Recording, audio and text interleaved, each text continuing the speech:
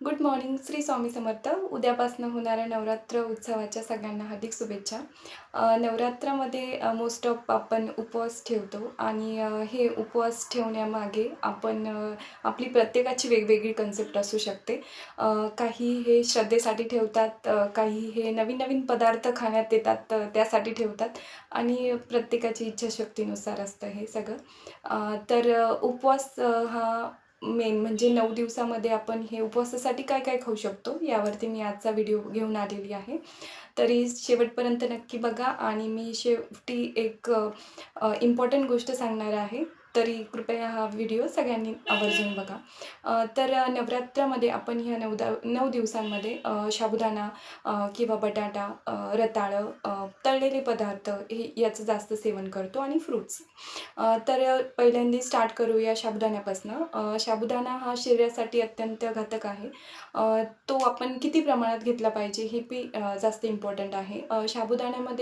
साबुदाण्यामुळे काय होतं की ब्लॉटिंग आणि गॅसेसचे प्रमाण जास्त होतात आणि जो उपवास हे धरले जातात हे काही 1-2 दिवसाचे नाही आहे. 9 दिवसाचा असतो. शरीरामधनं पाण्याचं प्रमाण कमी होतं, डिहायड्रेशन होतं आणि त्यामुळे काय होतं की ब्लॉटिंग जास्त प्रमाणात होते.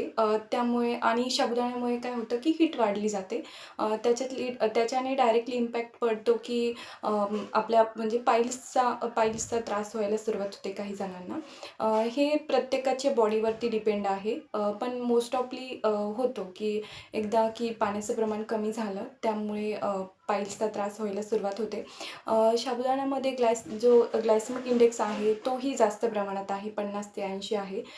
त्यामुळे हे शरीरासाठी काही म्हणजे चांगलं नाही आहे. तरी याचं कमी सेवन करावं. 1 कप साबुदाणा आपण घेतला तरी त्याच्यामध्ये 300 ते 500 कॅलरीज असतात. त्यामुळे काय होतं की मग आपलं वेट गेन व्हायला सुरुवात होतं आणि मोस्ट ऑफ आपण वेट लॉस करण्यासाठीही काही जण उपवास धरतात. तरीही मग यामुळे काही वेट लॉस होऊ शकत नाही. त्यानंतर आहे बटाटा. बटाट्यामध्ये कार्बोहायड्रेट्स आणि कॅलरीजचं प्रमाण हे जास्त आहे. त्यामुळे ते शक्यतो अव्हॉइड करावं. बाहेरचे जे आपण पॅकेट्सचे पदार्थ घेतो की जसं की वेपर्स वगैरे घेतो किंवा घरचेही तळलेले पदार्थ घेतो, त्यामुळेही कॅलरीज वाढायला मदत होते. तरीही शक्यतो फ्रुट्सवरती जास्त लक्ष केंद्रित करावं या सगळ्या गोष्टींपेक्षा. आणि आणखी एक इम्पॉर्टंट की तुम्ही पाण्याचं प्रमाण जास्त ठेवा. त्याच्यामुळे काय होतं की बॉडी डिहायड्रेशन होणार नाही आणि स्टेप्स जास्त घेत जा. म्हणजे चालण्याची जी तुमची ॲक्टिव्हिटी आहे ही जास्त ठेवा. पॉझिटिव्हिटी जास्त ठेवा. त्यामुळे काय होतं की तुमचं वेट लॉस होण्यात मदत होते आणि मी काही जे पॉईंट्स आहेत ते नोट डाऊन केलेले आहेत, तरी मी ते तुमच्यासोबत शेअर करते. जर तुम्ही वेट लॉस करण्यासाठी हे उपवास वगैरे पकडत असाल, तुमच्या श्रद्धेसाठीही आणि म्हणजे उपवास केल्यानंतर वेट लॉस होतो, तर त्यामध्ये इम्पॉर्टंट असतं की तुम्ही झोप किती घेताय. झोप घेणंही तेवढंच जास्तच इम्पॉर्टंट आहे. 6 ते 8 तास किमान तुम्ही झोप घेतली पाहिजे. त्यानंतर तुमची ॲक्टिव्हिटी ही चालू ठेवली पाहिजे. असं पदार्थ आहे जे घेऊ शकतो. तर पहिले ब्रेकफास्टला आपण काय करू शकतो, कटूची खिचडी घेऊ शकता किंवा कटूचा पराठा करू शकता. त्यानंतर आपल्याकडे भगर असते. भगरीची तुम्ही दशमी वगैरे घेऊ शकता. त्यानंतर फ्रुट्स घेऊ शकता. जो मिड टाईम असतो त्यामध्ये तुम्ही वरई असते, त्या वरईचा भात वगैरे घेऊ शकता. 1 वाटी दही घेऊ शकता. ताक घेऊ शकता किंवा दही घेऊ शकता. त्यानंतर लंचमध्ये तुम्ही फ्रुट्स इन्क्लूड करा. फ्रुट्समध्ये असे फ्रुट्स घ्या ज्याच्याने कमी कॅलरीज मिळेल आणि पाण्याचं प्रमाणही व्यवस्थित राहील आणि ज्यामध्ये फायबर जास्त असतील. जे फ्रुट्स जसं की पपई झालं, त्यानंतर ॲपल झालं आणि पेरू झालं, हे फ्रुट्स तुम्ही घेऊ शकता. त्यानंतर इव्हिनिंगला तुम्ही ड्रायफ्रुट्स इन्क्लूड करा. बदाम, अक्रोड वगैरे ड्रायफ्रुट्स. 1 वाटी दही घेऊ शकता आणि किंवा मग 1 ग्लास दूधही घेतलं तरी चालेल. त्यानंतर डिनरमध्ये तुम्ही कटूचा भात घेऊ शकता किंवा भगर आहे, भगरीची दशमी घेऊ शकता, भगरीचा भात करू शकता किंवा मग आपल्याकडे हे केलं जातं राजगिरा आहे. राजगिरा तुम्ही दुधामध्ये घेऊ शकता, तोही चांगला पोषक आहे आणि त्यानंतर तुम्ही 1 ग्लास दूध घेऊ शकता.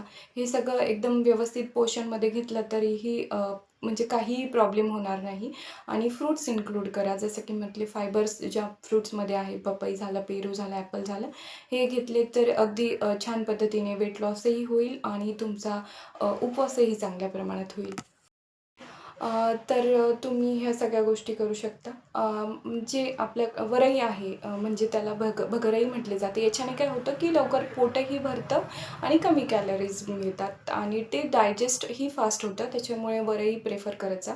आणि इम्पॉर्टंट म्हणजे उपवास हे इच्छाशक्ती वाढवण्यासाठी किंवा तपश्चर्यासाठी केलं जातं. तरी त्याच्यावर लक्ष केंद्रित जास्त केलं पाहिजे. आणि हे सगळं झालं डाएट वगैरेवरती.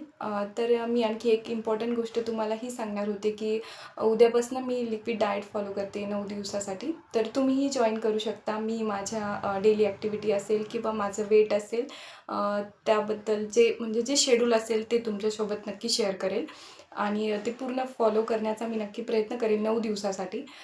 तरीही तुम्हाला हा व्हिडिओ तुम्हाला आवडला असेल तर लाईक करा आणि सबस्क्राईब करा. Bye bye.